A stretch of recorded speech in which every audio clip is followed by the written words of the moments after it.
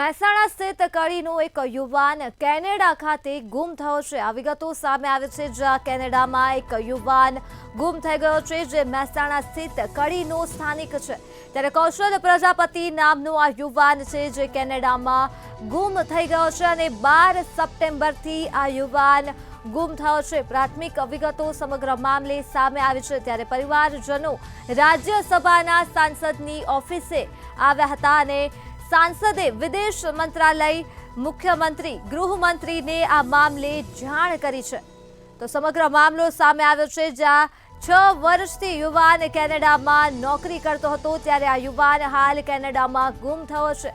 कौशल प्रजापति आ युवाननुं नाम छे, जे गुम थई गयो छे अने ते महेसाणाना कડીनो स्थानिक छे। ત્યારે 12 સપ્ટેમ્બરથી જ આ યુવાન ગુમ થઈ ગયો છે અને પરિવારજનો દ્વારા રાજ્યસભાના સાંસદની ઓફિસે આવ્યા હતા।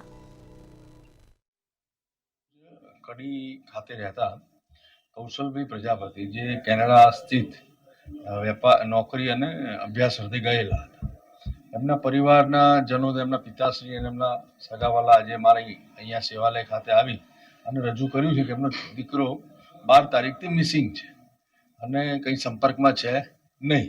એટલે રજૂઆત સાંભળી અને માનનીય આપણા કેન્દ્રીય ફોરેન મિનિસ્ટર જયશંકરજીના કાર્યાલયમાં આ વિગત પહોંચાડી, તેના અધિકારીઓ સાથે સંપર્ક કરી અને એની જે ડિટેલ છે એ દીકરાની એ અહીંયાથી એમને ફોરવર્ડ કરી અને એની શોધખોળ ત્યાંના કોન્સ્યુલેટ સાથે રાખી અને કેવી રીતે થઈ શકે, ત્યાંની પોલીસ સાથે સંપર્ક કરીને કેવી રીતે કરી શકાય એ માટે અમે અહીંયા રજૂઆત આવી હતી અને આગળ કરી છે।